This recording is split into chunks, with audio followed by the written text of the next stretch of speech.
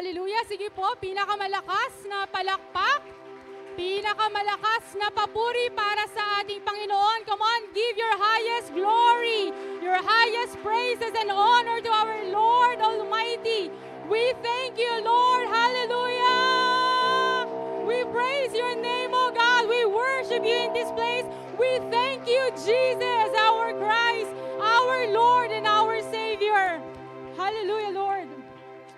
Hallelujah! Purihin po ang ating Panginoon. At isang maganda at pinagpalang umaga po sa ating lahat. If you have your Bible with you, samahan niyo po akong magbasa sa aklat po ng Exodo 20, verses 1 to 21. Babasahin po natin to sa Mabuting Balita na Biblia version, ang 10 utos. Ang lahat ng ito ay sinabi ng Diyos. Ako si Yahweh, ang iyong Diyos na naglabas sa iyo sa Ehipto at nagpalaya sa iyo mula sa pagkaalipin. Huwag kang sasamba sa ibang Diyos maliban sa akin. Huwag kang gagawa ng imahen ng anumang nilalang na nasa langit, nasa lupa o nasa tubig upang sambahin. Huwag mo silang yuyukuran ni sasambahin, sapagkat akong si Yahweh na iyong Diyos ay mapanibughuing Diyos. Ang kasalanan ng mga magulang ay sinisingil ko sa kanilang mga anak hanggang sa 3 at 4 na salinlahi. Ngunit ipinadarama ko ang aking pag-ibig sa libo-libong salinlahi ng mga umiibig sa akin at tumutupad sa aking mga kautusan.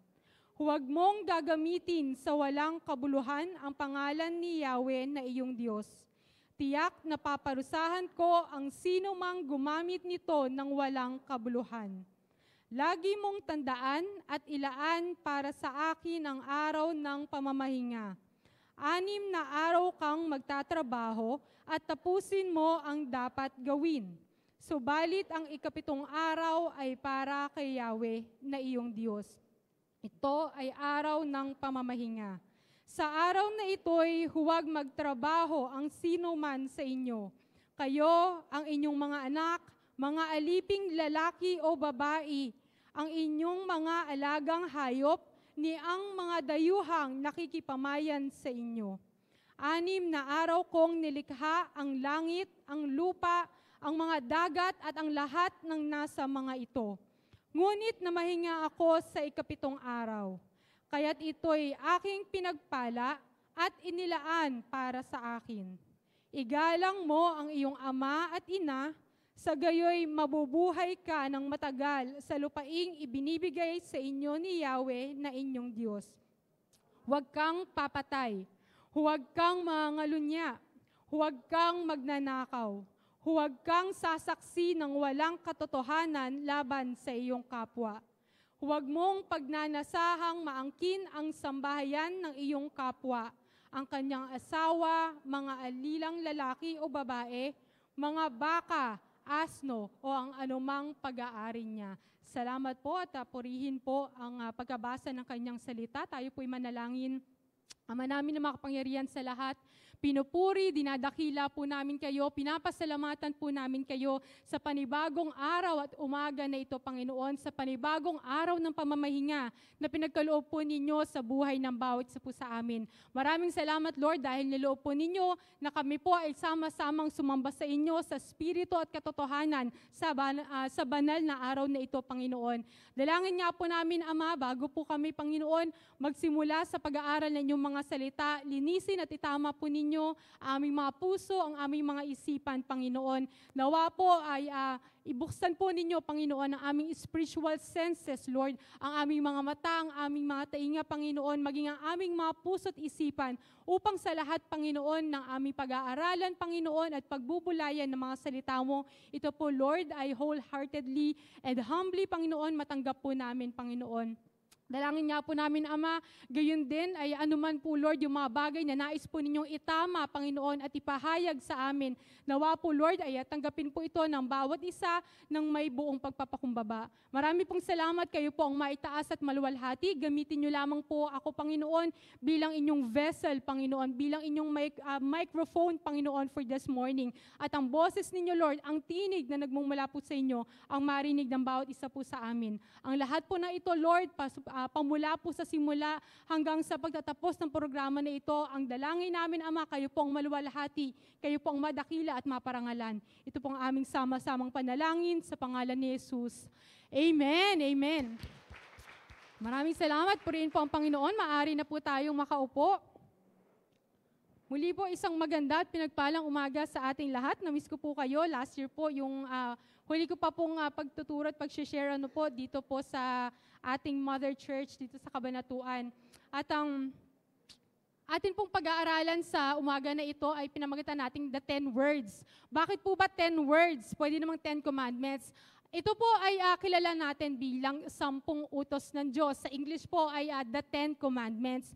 Pero sa Hebrew and Greek translation po ng 10 commandments, ang translation po niya ay mas fit or mas accurate po yung 10 words. And I thought, siguro mas madali para tanggapin sa ating mga tao pagka sinabi nating 10 words. Pagka sinabing 10 commandments, 10 utos, marinig niyo pa lang yung salitang utos, parang tinatamad ng sumunod ang mga tao. Parang burdensome na kaagad, di ba, yung dating ng commandment. Kaya po ginamit ko ay yung 10 words.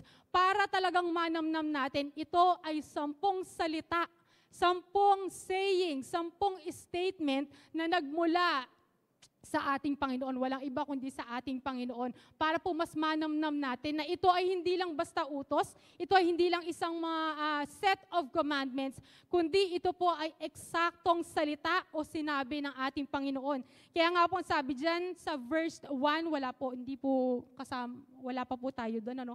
Pero babasahin ko lang po, sabi dito, ang lahat ng ito'y sinabi ng Diyos. Bakit ganun po yung simula? No? Ang lahat ng ito'y sinabi ng Diyos. Para walang masabi ang tao na gawa-gawa lang yun ng kapwa niya o inutos lang o baka sabihin ninyo, si mama lang naman, si papa lang naman nagsabi na honor your parents. Para alam po ninyo na ang lahat ng utos na ito ay totoong nanggaling sa Panginoon at ibinaba niya po ito with authority, with the power that comes from Him. Kaya po hindi po tayo pwedeng magduda at hindi po tayo pwedeng magdalawang isip kung kanino ba talaga galing ito. Dahil sinimulan na dito sa verse po na to, ang lahat ng ito'y sinabi ng Diyos.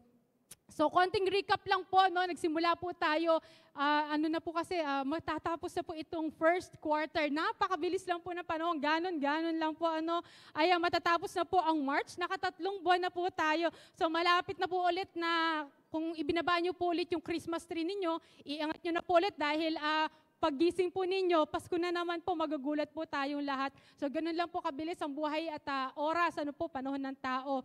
But, ayun nga po, 3 buwan na po. Napakabilis lang po. And just to have a recap, nagsimula po tayo from the book of Genesis. And ang theme po natin for the whole year is about discovering God. Pagpasensya nyo na po kung minsan para po ako nagra-rap.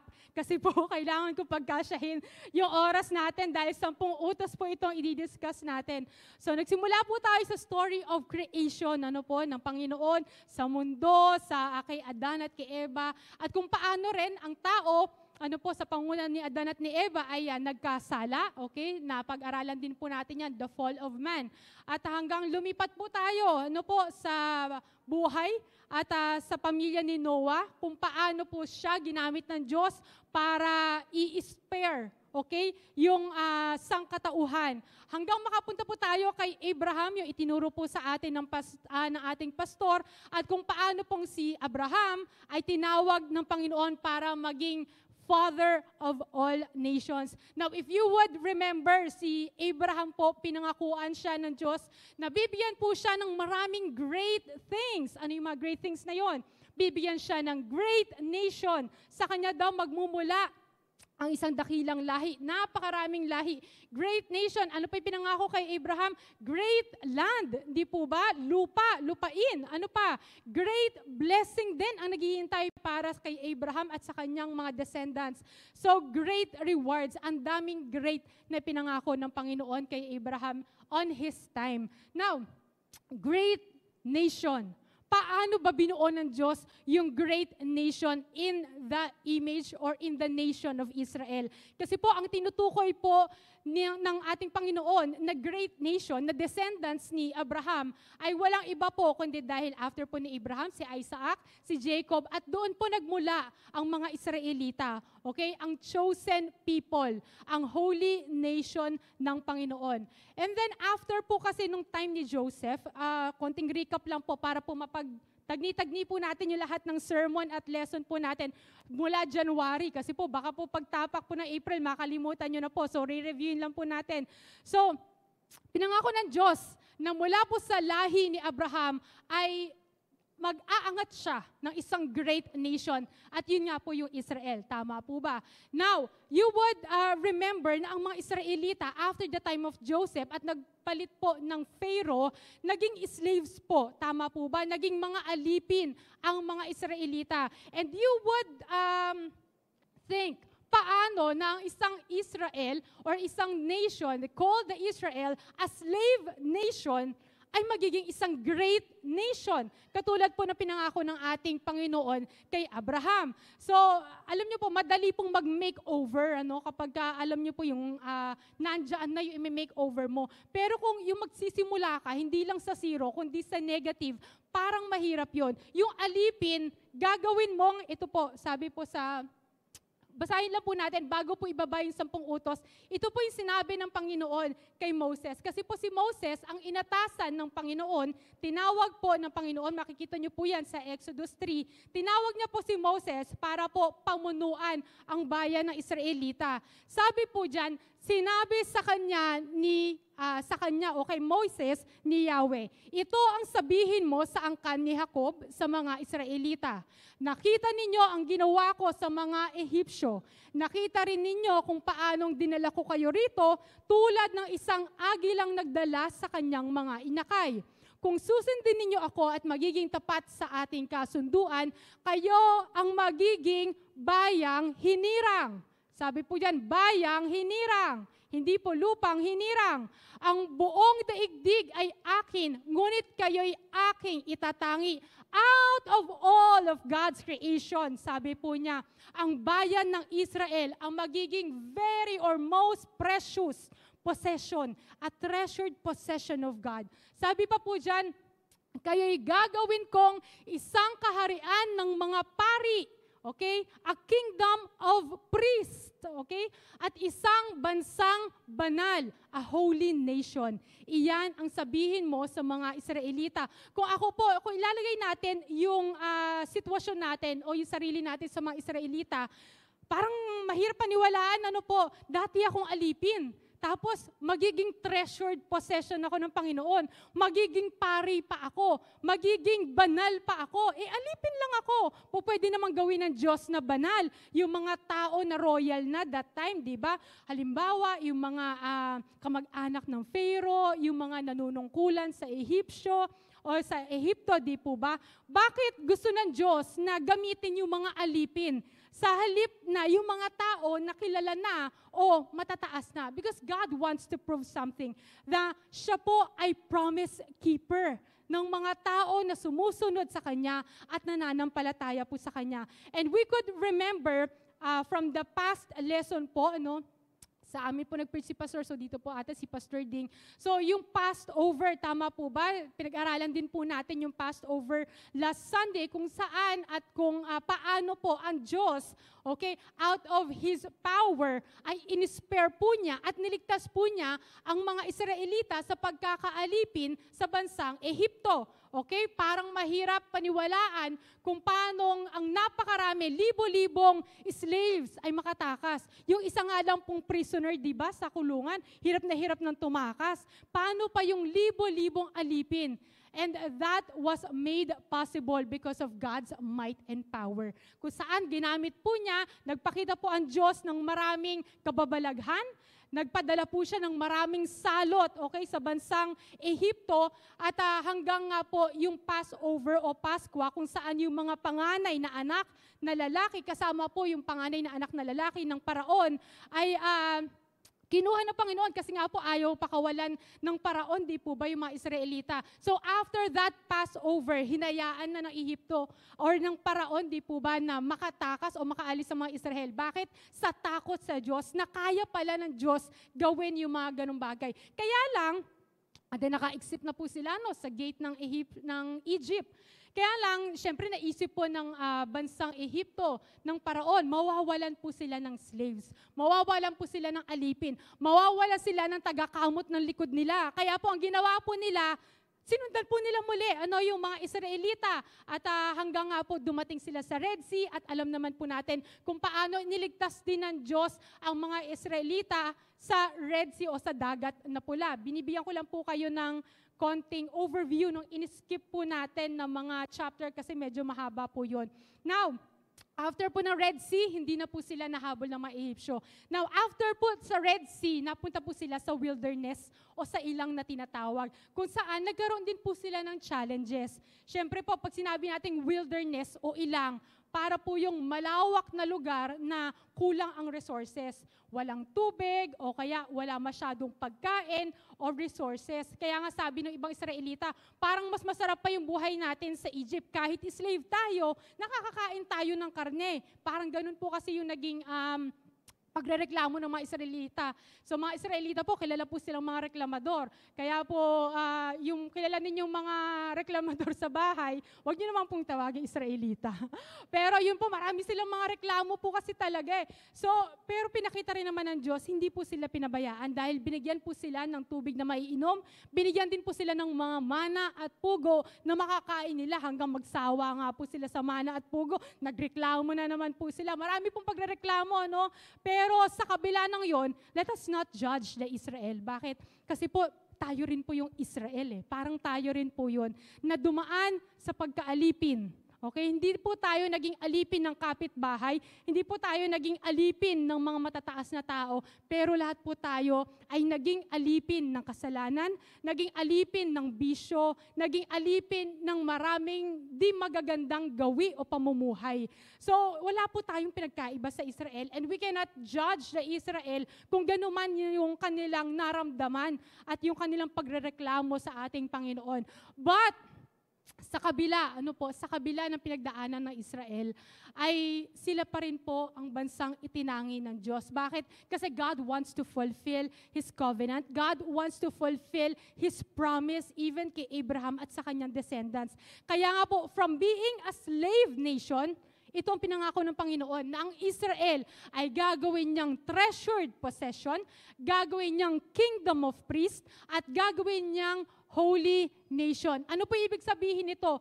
Kung dati slave ka, ikaw yung naglilingkod, ikaw, ngayon naman, ang mangyayari po, magiging tagapaglingkod sila, hindi ng tao, kundi tagapaglingkod ng Diyos. Kaya nga po, kingdom of priests, ang bawat Israelita ay magiging pari.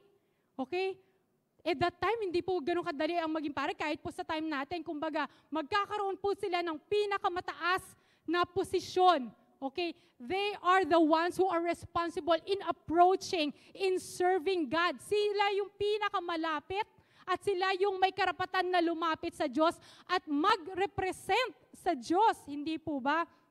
Para lang po yan. Halimbawa, ikaw ay naging representative ni mayor. Sino po ba ang mayor dito? Sige, wag na po. At hindi ko po kabisado yung mga mayor ninyo. Ayun, si SK na lang, si SK.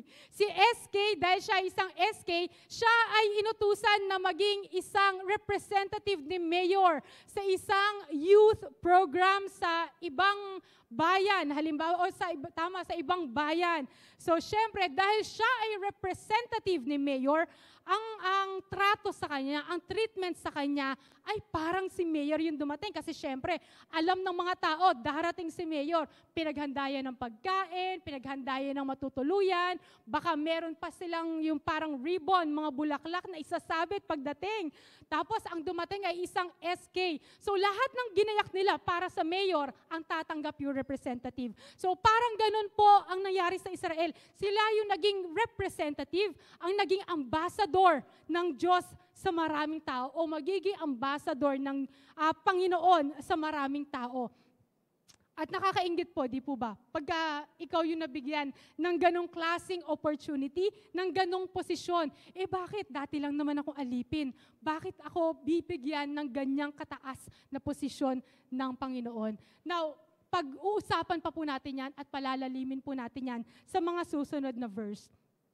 Now, ito po yan, ngayon, ano yung kailangan gawin ng Israel para sila ay maging isang bayang hinirang at treasured possession, a kingdom of priests and holy nation.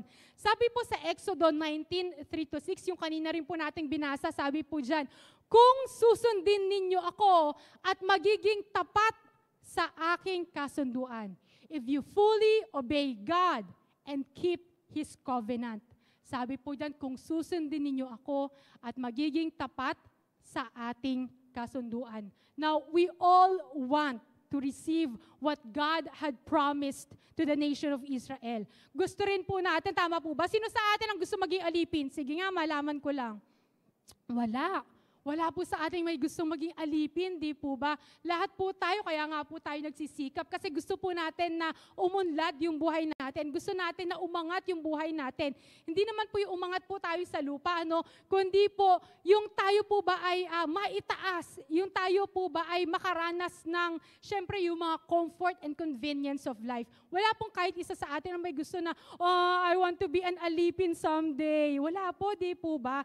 So, ganun din po tayo lahat. Lahat po tayo gusto rin po natin kung ano yung pinangako ng Diyos sa bayan ng Israel. Lahat po tayo gusto rin natin yun na parang special tayo kay Lord. Bakit? Kasi kapag special ka sa isang tao, di po ba, nasa iyo ang favor, nasa iyo ang provision, nasa iyo ang protection, nasa iyo yung lahat ng bagay na in-store ng Panginoon para sa kanyang possession. Gusto rin po natin, na tulad ng Israel, maging balikan ko po, maging kingdom of priests po tayo, Sister Beb, ayaw maging pare.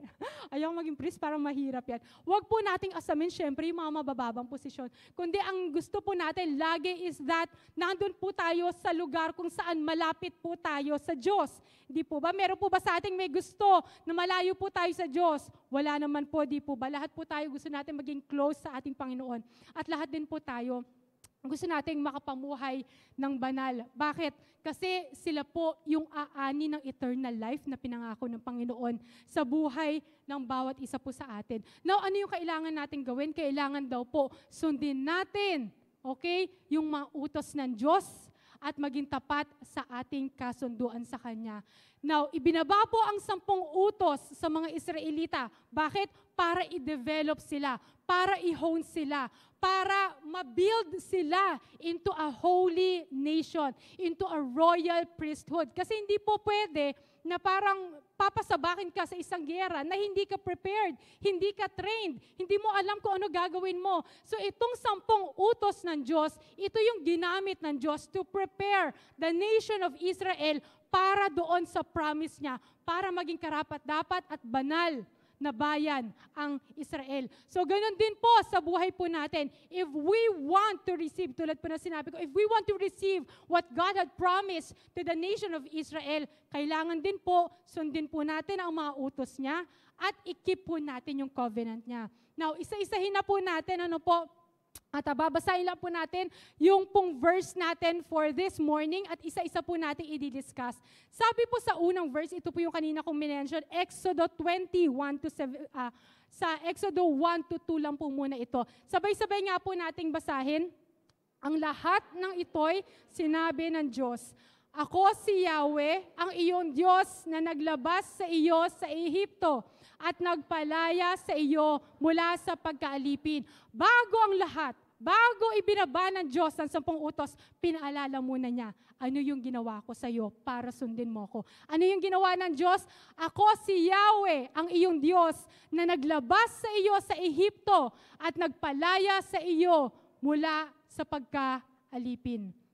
Now, this lesson, itong ating sermon for this morning, we want to emphasize that God is our Redeemer. Ano po ba yung Redeemer? Sa Tagalog, manunubos. Siyang nagpalaya po sa atin. Pag po kasi sinabi nating redeem, ano po ba yung mga nire-redeem natin? Mga points. Ano po ba yung wala kasi mga promos, di po ba? Parang meron kang kukunin or meron kang marireceive.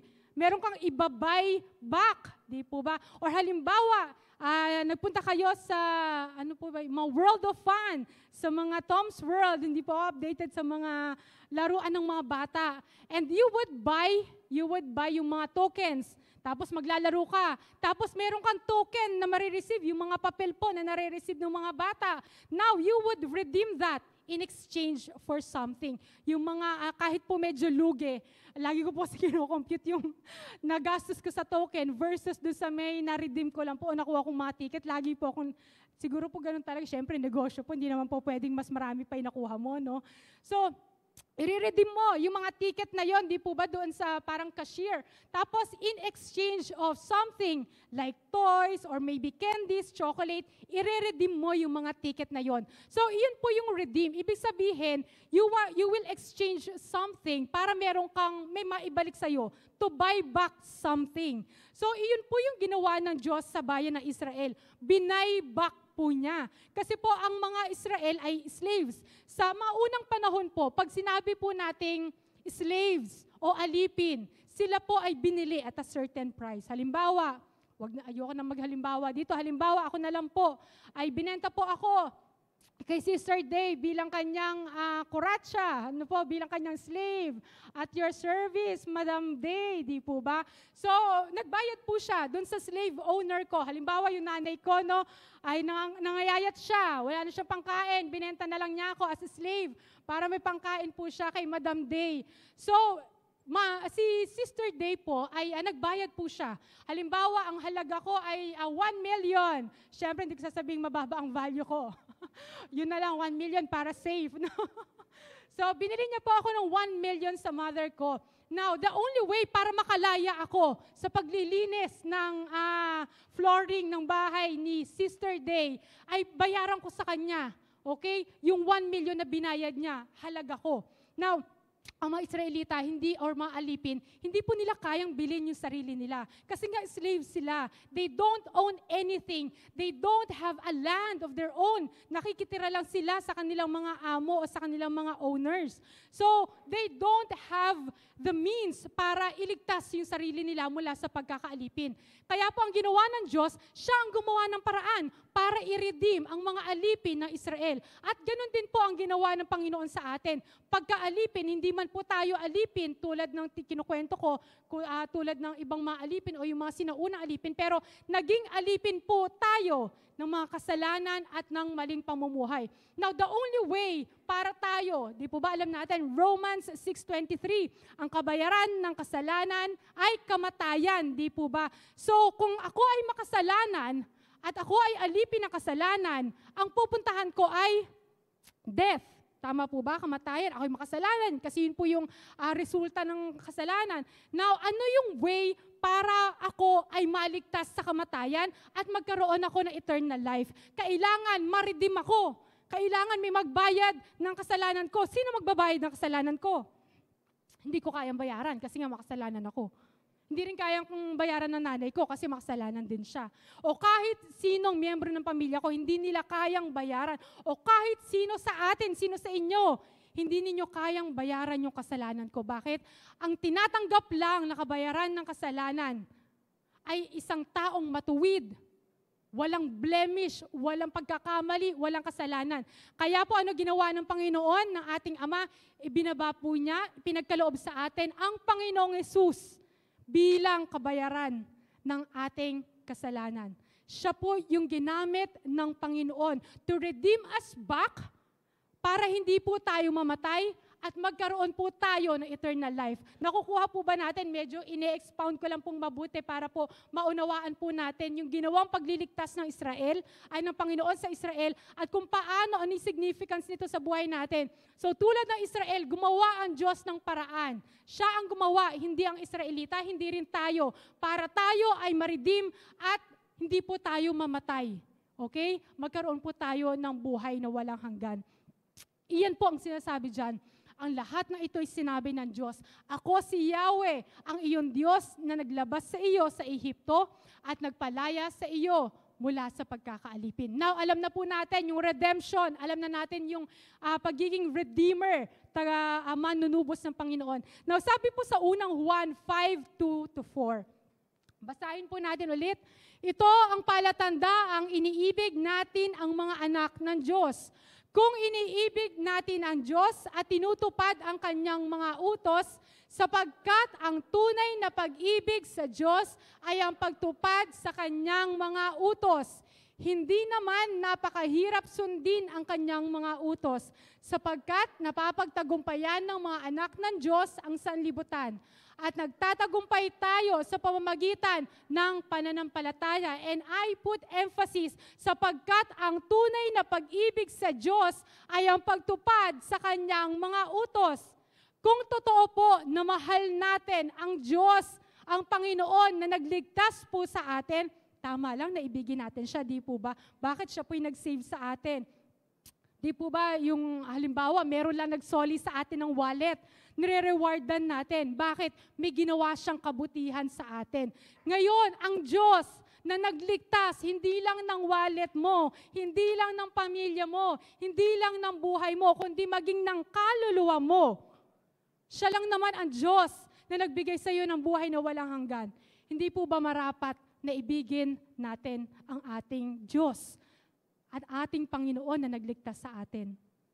Now, paano natin ma-express yung pag-ibig natin sa ating Diyos, sa ating Panginoon? Malinaw po na nakasabi po dyan, ang tunay na pag-ibig sa Diyos ay ang pagtupad sa kanyang mga utos. Hindi po mahirap sundin o ang utos ng isang taong mahal natin. Hindi po mahirap paglingkuran ang isang tao na alam mong mabuti sa'yo. Tama po ba? Bakit? Kasi you are looking at the favor granted to you. Tinitingnan mo yung utang na loob mo sa tao na yun. Kaya nga po, ang pagsunod sa utos ng Diyos, hindi po dapat ito kabigatan sa atin. Hindi po ito burdensome. Hindi po dapat ito, may utos na naman kailangan sundin. Kailangan ko na naman mag-serve kay Lord. Kailangan ko na naman gumising ng maaga. Kanina hirap na hirap po akong gumising ng maaga. Ang bigat-bigat po ng mata ko. So maniwala kayo sa hindi. Gumayak lang po ako ng 30 minutes. Talent ko po yun. Kaya ko pong gumayak ng 30 minutes. 9 o'clock, andyan na po kami sa kinukwento ko kay Romel, kasi kay Brother Romel. Andyan na po, 9 o'clock, andyan na po kami sa 7-Eleven dito sa gilid. Nag-stop over lang kami saglit. Sabi ko, Mama, wait lang. Papabulahin ko lang yung labi ko at saka yung cheeks ko. Kasi kako pag dito ako, hindi tayo po pwede ako mag-retouch dito. Kasi pag hinto ko, nakaabang na si Pastor Ding, bubuksan na ako yung pinto ko. Wala na ako kung time mag-retouch. Dahil napakaagap, napakasipag ng ating Pastor Ding, di po ba, tsaka Sister Sally. So agad kako, wini-welcome tayo. Ma, kailangan pagdating ko doon, bababa na lang ako kasi nakakaya, mabibilad ka ako si Pastor Ding, kakahintay sa atin. So huminto po kami ng alas 9 dyan sa 7-Eleven. So maaga po, salamat sa Lord, napakabilis lang po ng biyahe. 1 hour and 15 minutes ko lang po na drive. Atin-atin lang po yun, mabilis po yun. Papagalitan po ako ng tatay ko. So sabi po dyan, kapag mahal mo ang isang tao, pag mahal mo ang Diyos, hindi po mahirap sundin ang kanyang utos. Kaya po, itong 10 utos ng Diyos, kailangan po mauna yung pag-ibig sa Diyos bago yung pagsunod sa 10 utos. Bakit? Kasi ang magiging motivation natin para sundin yung 10 utos ng Diyos ay yung pag-ibig po natin sa Kanya. At ngayon po, pupunta na po tayo doon, iisa-isahin na po natin yung 10 utos ng Diyos. So sabi po sa Mateo 22:36-40, sabay-sabay po ulit nating basahin. Alin po ang pinakamahalagang utos sa kautusan? Tanong niya. Sumagot si Jesus, ibigin mo ang Panginoon mong Diyos ng buong puso, buong mong kaluluwa at buong pag-iisip. Ito ang pinakamahalagang utos. Ito naman ang pangalawa. Ibigin mo ang iyong kapwa gaya ng pag-ibig mo sa iyong sarili.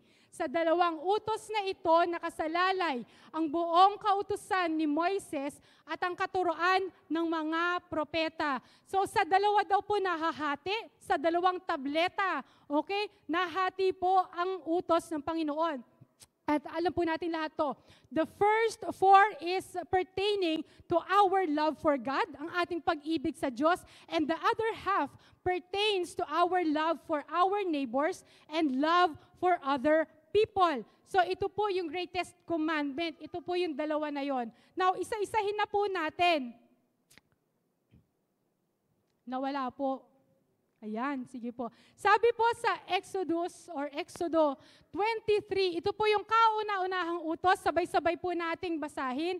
Huwag kang sasamba sa ibang Diyos maliban sa akin. Ikalawang utos, basahin po muli natin. Huwag kang gagawa ng imahen ng anumang nilalang na nasa langit, nasa lupa, o nasa tubig upang sambahin.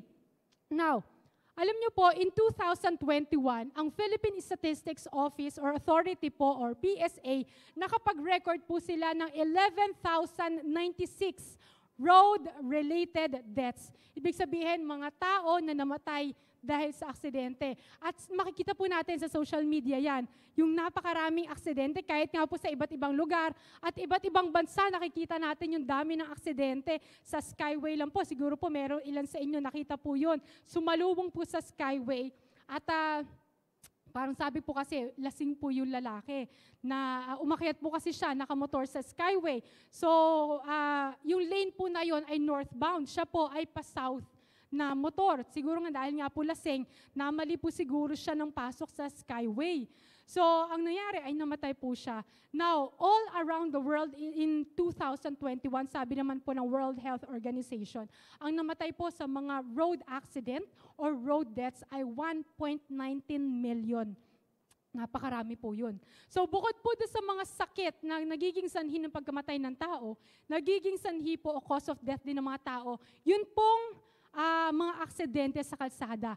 Kaya nga po, dapat ay sinusunod natin yung mga road safety measures, okay, na inilalagay o ibinababa ng mga taong nasa otoridad o ating gobyerno. Siyempre, alam po natin yan, yung pagsusuot ng helmet, pagsi-seatbelt, yung pag-follow sa mga speed limit, at kung bawal mag-U-turn, wag mo na ipilit na mag-U-turn. Yung mga ganun po bang road safety. Now, ano po yung relasyon nito sa ating pag-aaralan? Ang utos po o ang mga utos ng Panginoon ay para pong mga road safety measures. Para po silang mga quad rails na tinatawag na ibig sabihin, iniiwas ka ng utos ng Diyos sa kapahamakan at sa tiyak na kamatayan. Ang kaibahan lang nito ay ito po yung kamatayan ng kaluluwa. Doon po tayo ini-spare ng mga utos ng Diyos. Yung pong mga road safety measures, iniiwas po tayo nito sa physical death. Now, kaya po, hindi po natin or wag po tayong parang nagmumukmok kapag po ang usapin ay patungkol sa pinapagawa ng Diyos sa atin. Because believe me, it is for your own sake, it is for your own benefit. Ngayon, minsan hindi po natin kasi nakikita yung benefit habang tayo nabubuhay. But we know in the long term and after our life here on earth, aanihin po natin. Okay? Yung benefit ng pagsunod sa Diyos at pagtupad ng kanyang kalooban sa buhay natin. Now, yun pong first four, tulad nga po ng sinabi ko, yung first four po na utos ng Panginoon ay a very big deal po sa Panginoon, yung pag-worship sa Kanya. Kasi po, we know ang Diyos po natin is a jealous God. Nandyan po yung mapanibughuin. Mahirap po sa taga, mapanibughuin daw po ang ating Panginoon. Kahit sino naman po siguro sa atin, di po ba, may selos o nakakaramdam ng selos. Di ko sasabihin ko kanino nagseselos. Pero normal po yun, na kapag ang tao, umingiti si Brother Romel, wala lang, sinabi ko lang umingiti siya. So, natural po yun, o normal po yun sa tao, na kapag po mahal mo ang isang tao, alam niyo po yung pamangkin ko po, meron na po kasi siyang bagong cousin, bagong pamangkin. So, nung isang araw, papaliguan po kasi ng mother ko, yung panganay ko na pamangkin. Yung una kong pamangkin, magpo 4 years old na po siya. So, iniwanan po muna niya saglit yung pamangkin ko na yon. Tapos lumipat po siya, sinilip po niya yung bago niyang apo na lalaki. So, sabi po niya, ay, Noah po yung pangalan. Ay, Noah, ngingit eh. Parang nilalaro ng lola niya, ng mother ko. Ngayon, nasa CR po yung pamangkin ko, narinig po niya.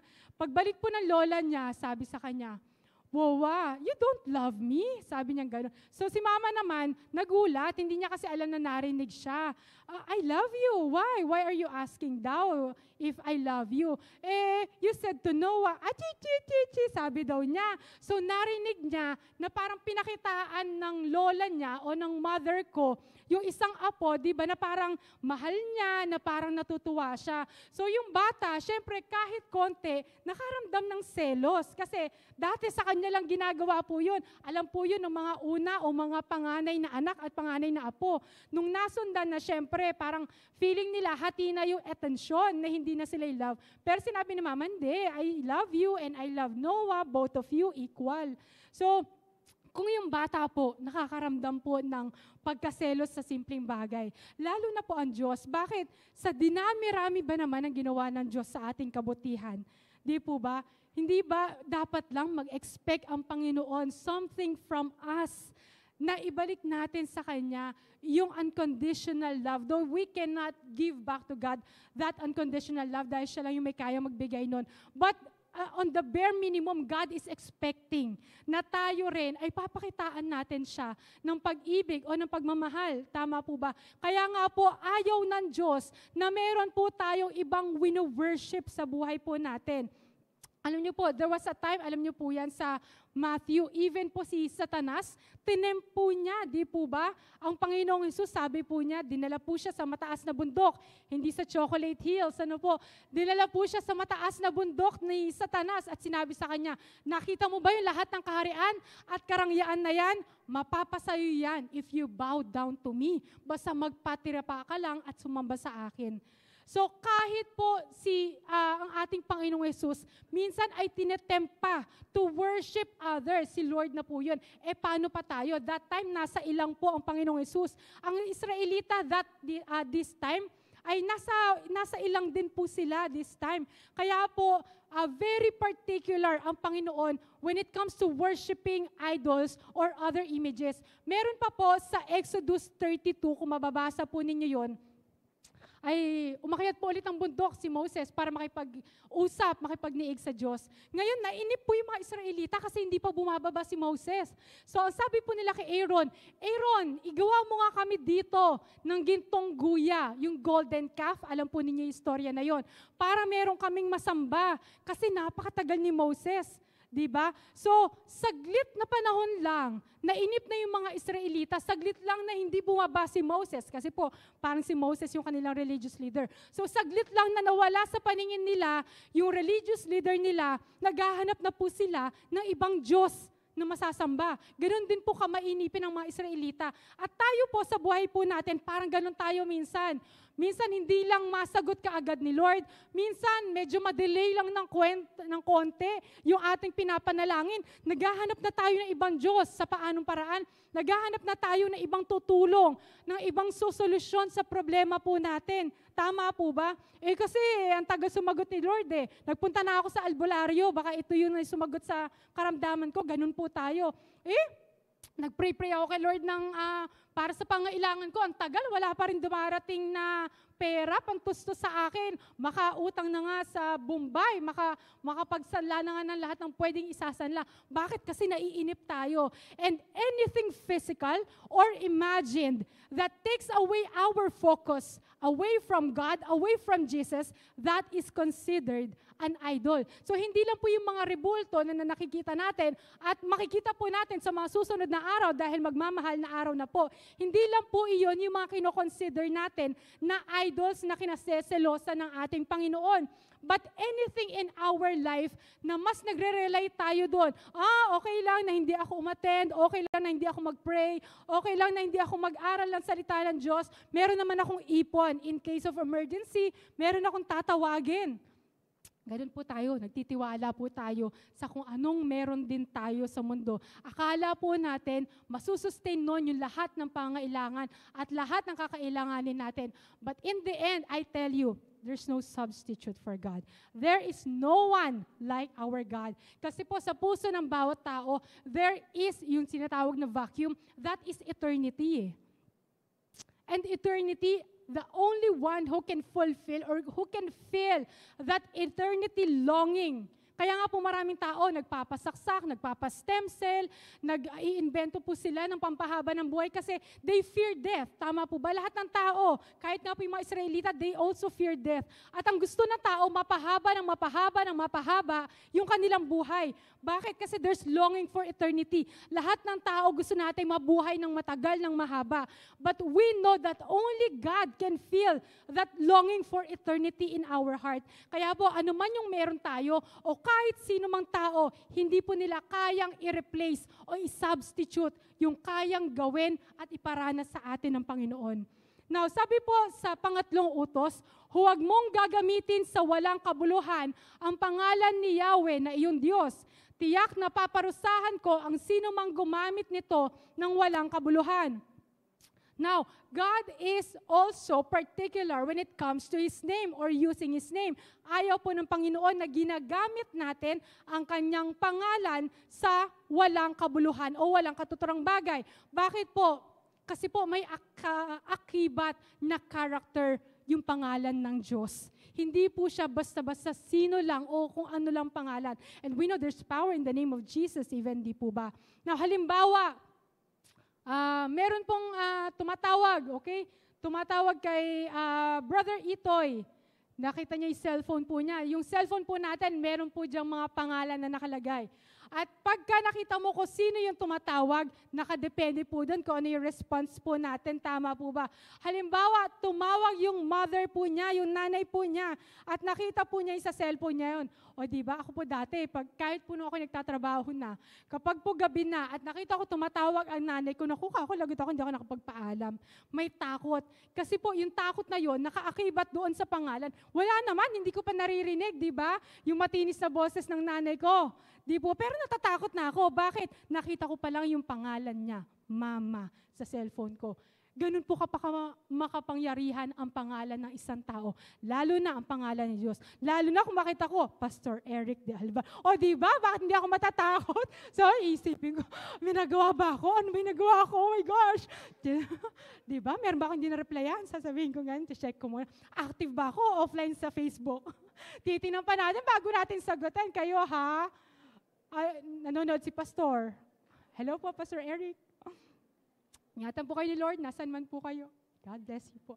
So, ibig ko lang pong sabihin is that hindi pa natin nakikita, hindi pa natin naririnig yung sinasabi niya. Makita pa lang natin yung pangalan, meron na tayong nararamdaman.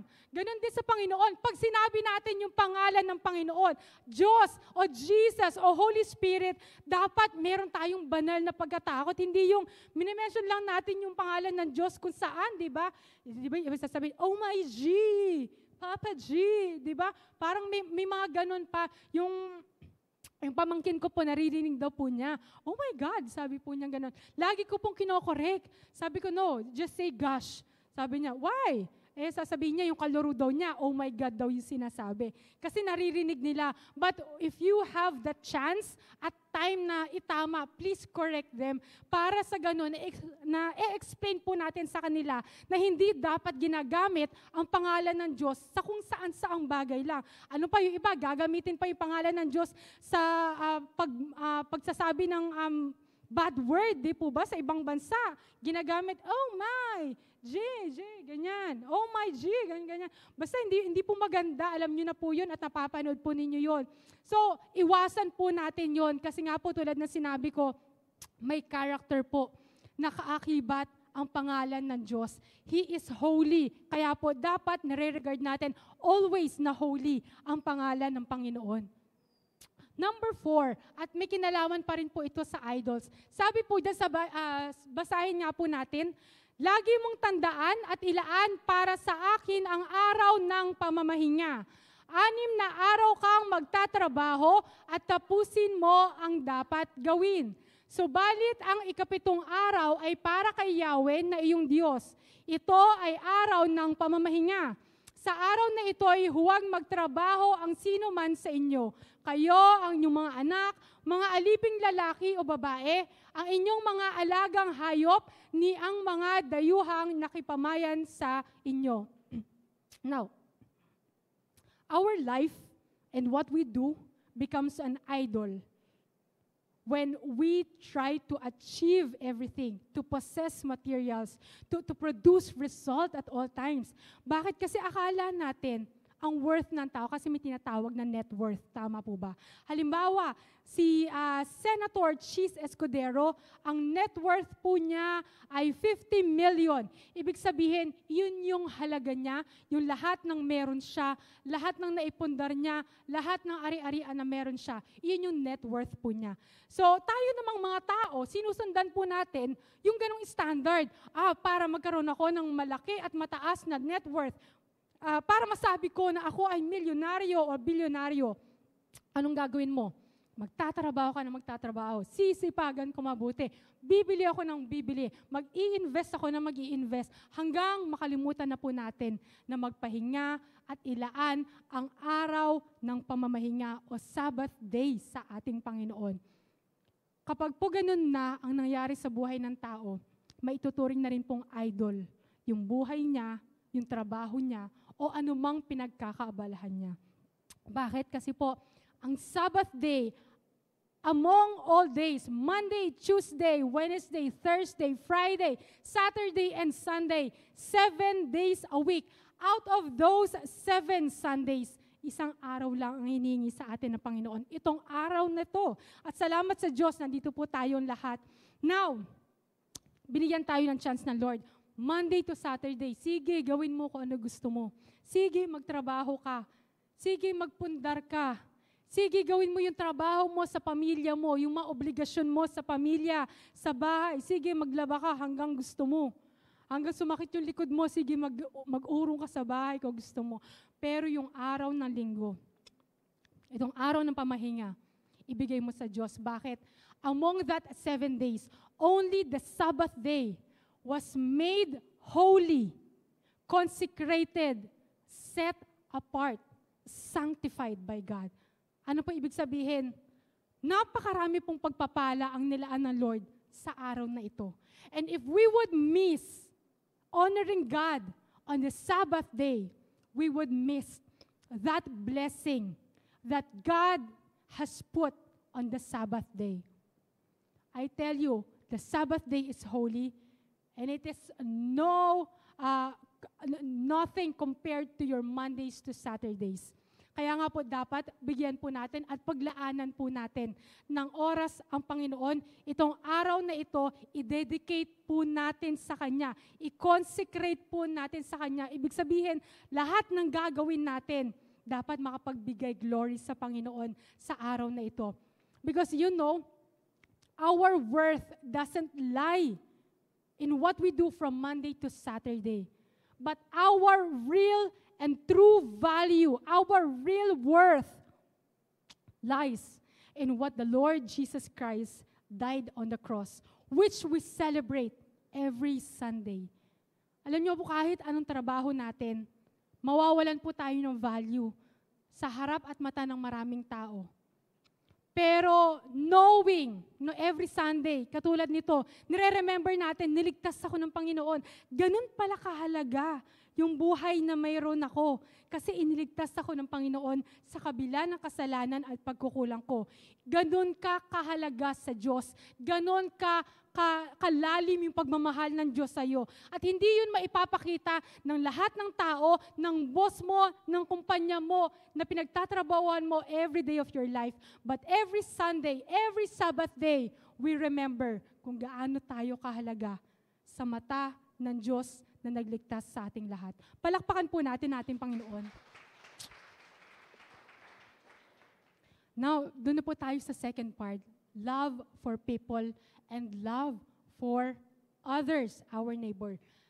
Ang ikalimang utos po, sabi po dito, and we all know this, igalang mo ang iyong ama at ina. Sa gayoy, mabubuhay ka ng matagal sa lupaing ibinibigay sa inyo ni Yahweh ng inyong Diyos. Tulad po ng sinabi ko, lahat tayo, di po ba, gusto natin na humaba yung buhay natin. Kaya nga po tayo kumakain ng tama, kaya kayo nag-e-exercise kayo kasi hindi ako nag-e-exercise. Kaya kayo nag-e-exercise, kaya kayo umiinom ng mga maintenance ninyo, kaya po tayo nagpapakasaya sa buhay kasi we want to live long.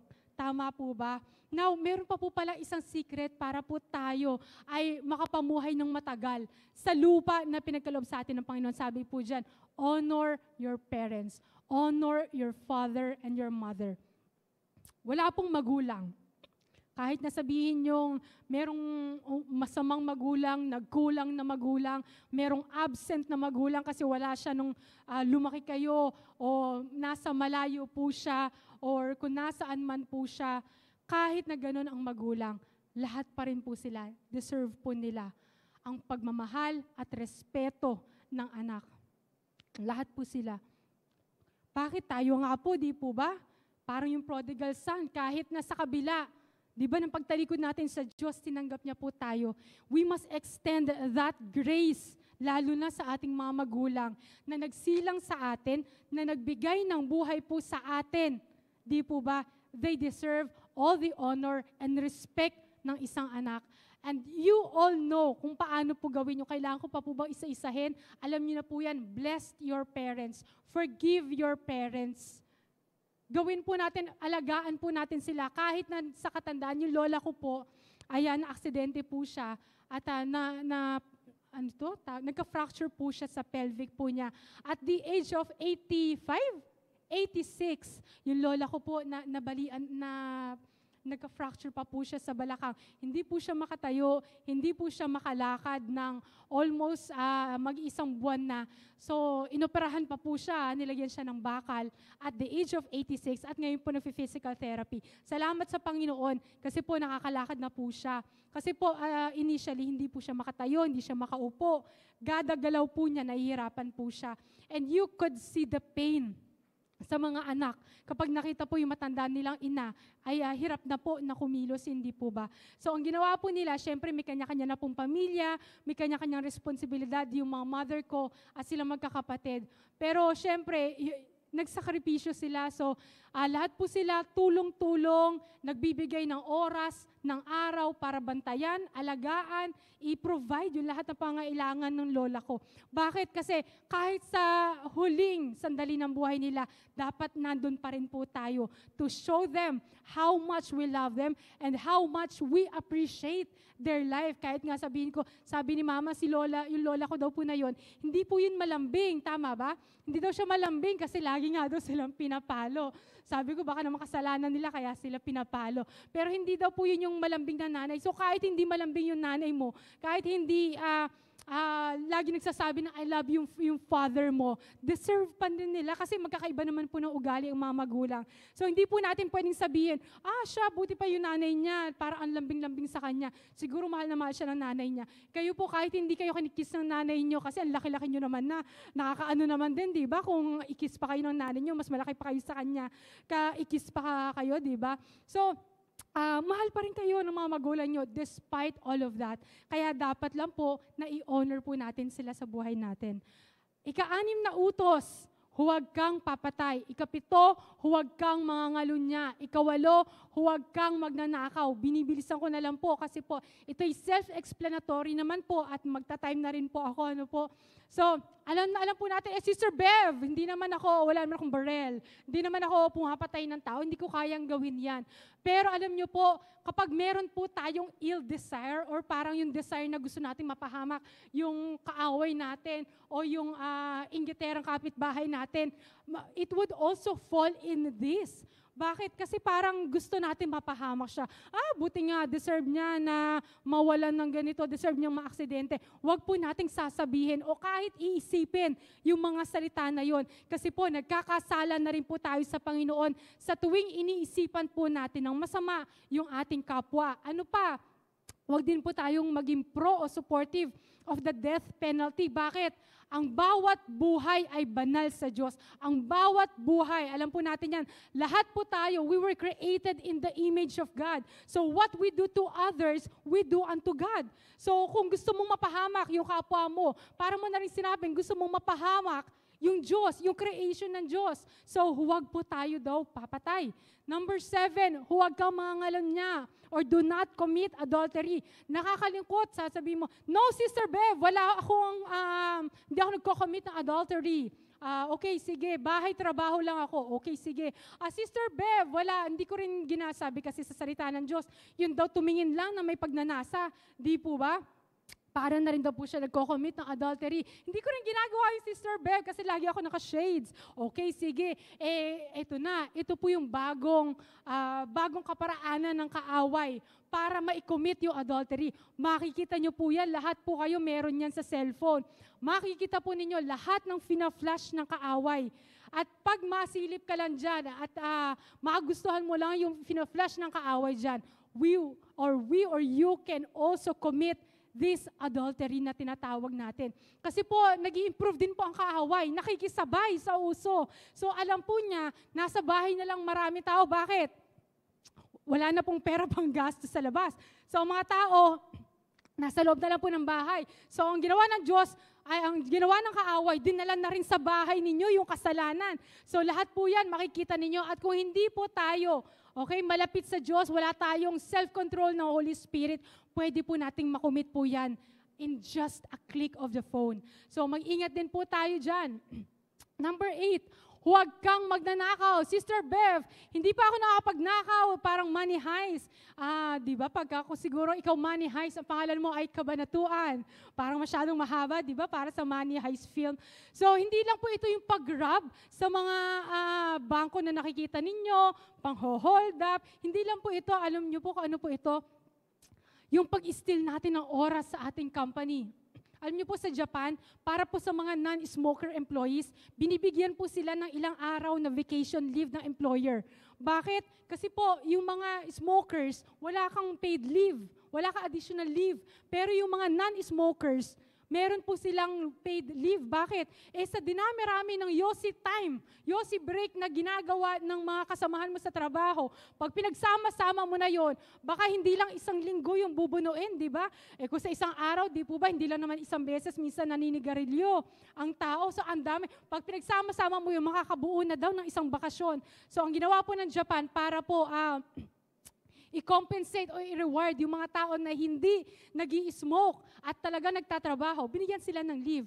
At dahil po doon, ay na-encourage naman yung iba na bawasan nila or tanggalin nila yung pag-smoke nila para meron din silang paid leave. Sa bahay na lang ata sila nag-smoke.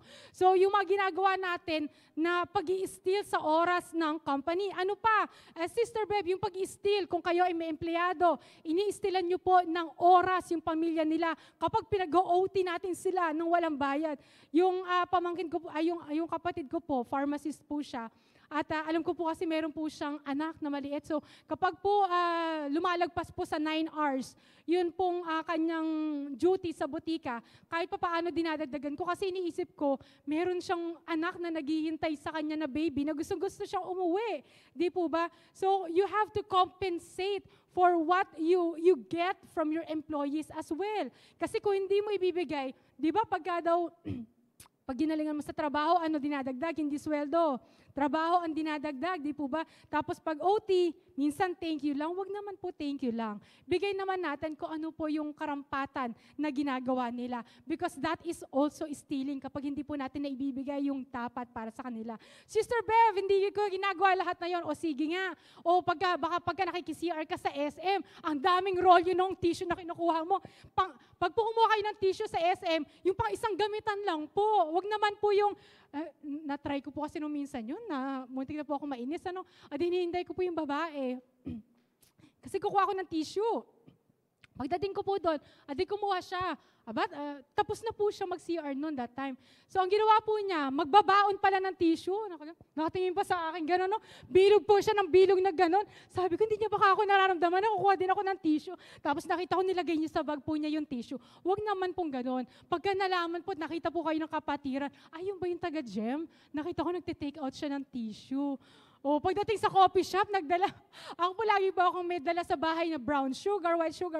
Pero yun po, ibinigay lang po sa akin yun. Hindi naman po ako yung pupunta kayo, isang barkada kayo, 10 barkada kayo, 2 lang yung bibili ng kape, tapos magte-take out ka pa ng maraming brown sugar at saka coffee mate. Mahiya naman po tayo. That is also stealing. Kasi alam niyo po, ang kaaway, sinisimulan lang tayo sa mga maliliit na bagay hanggang masanay na tayo na ang laki na sa susunod, isang buong roll na yung kukunin mo, hindi ka na mahihiya. So wag naman po ganun.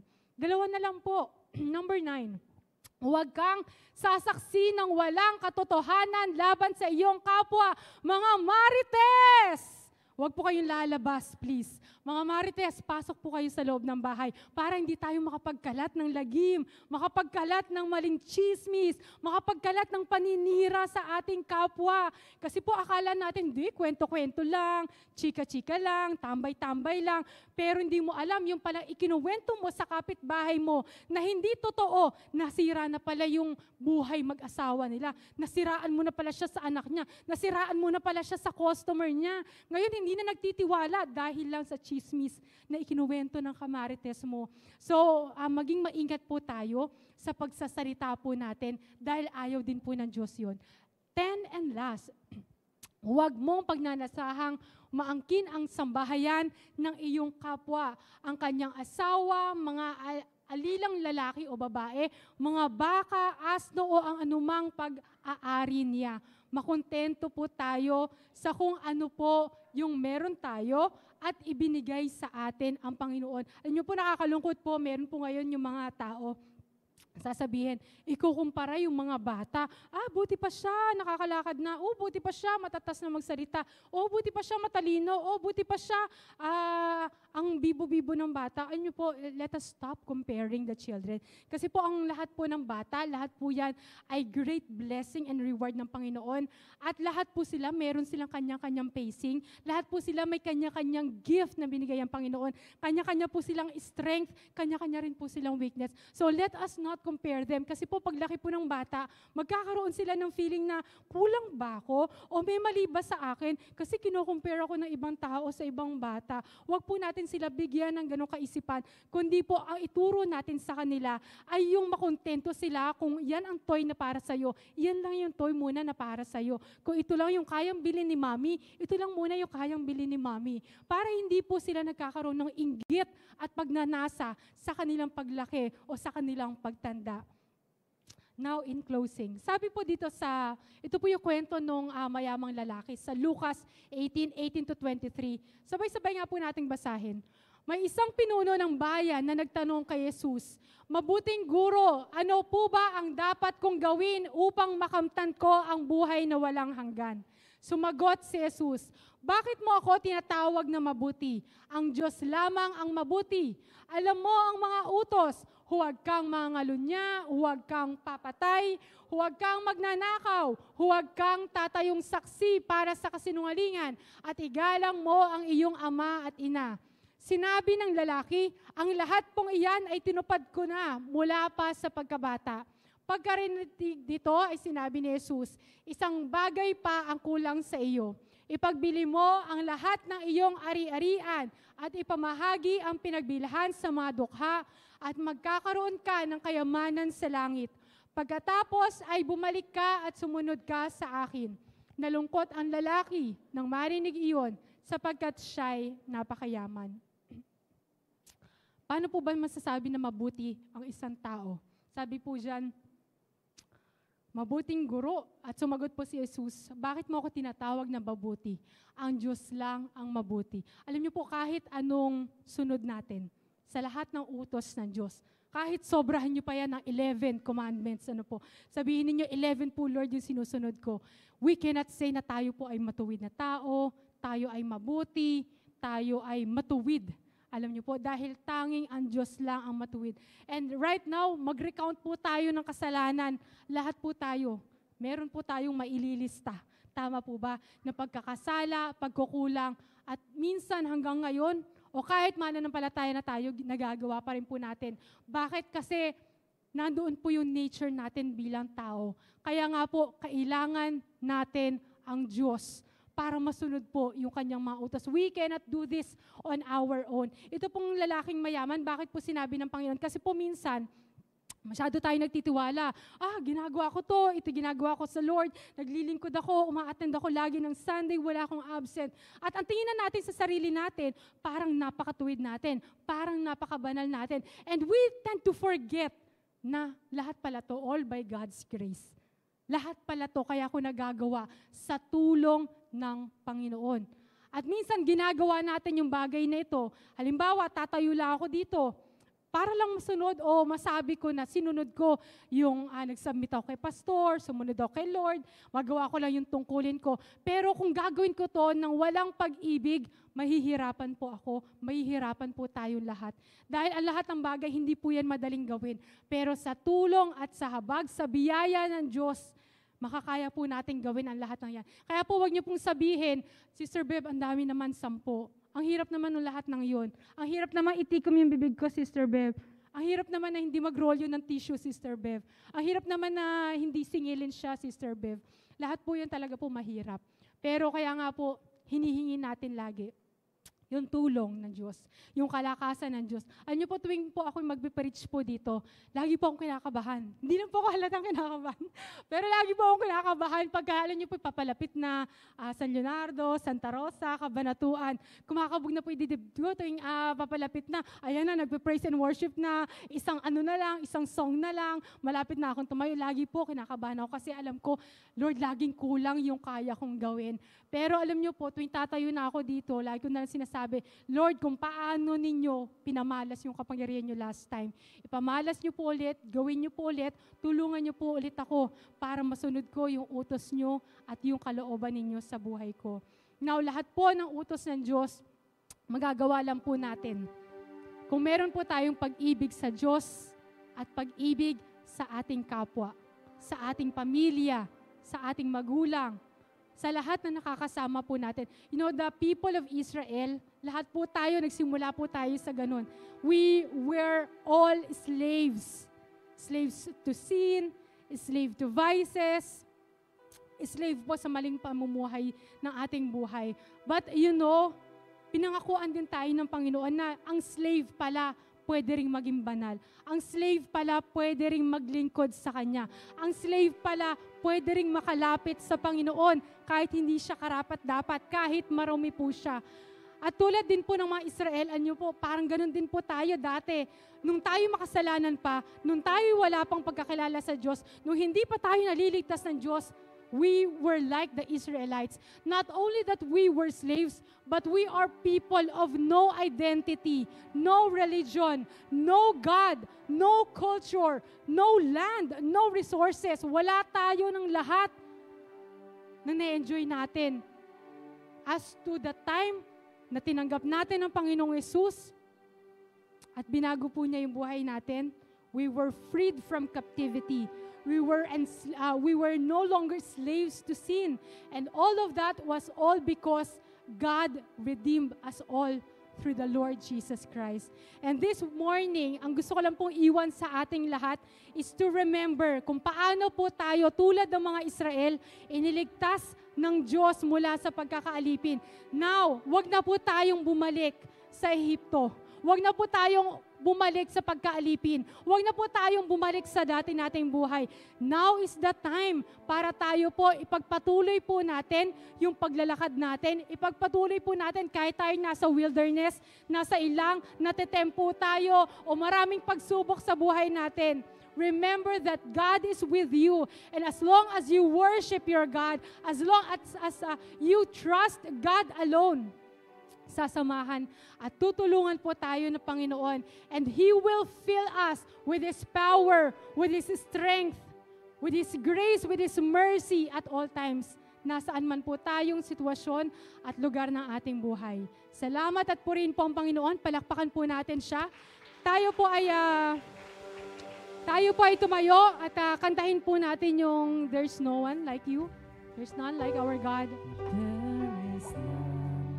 Come on, let us declare, Lord, there's no one like you. There's no substitute to you. We thank you, Lord, for your grace. We thank you, Lord, for the freedom, for deliverance, Panginoon.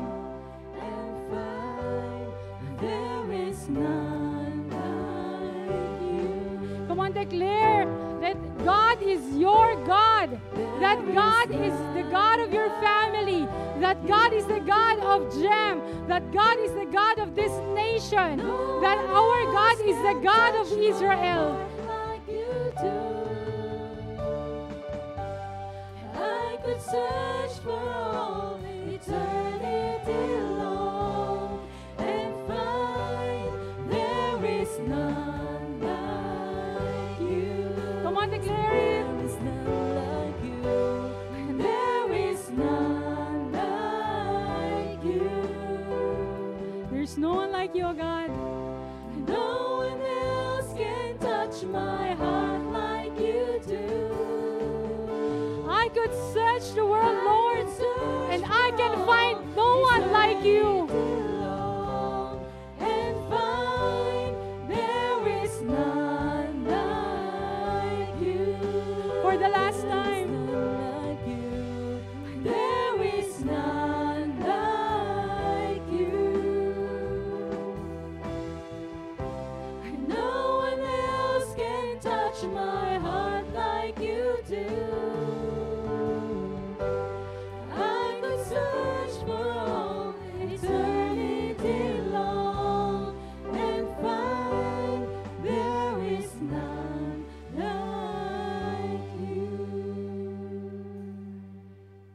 Lord, there's no one like you, Lord.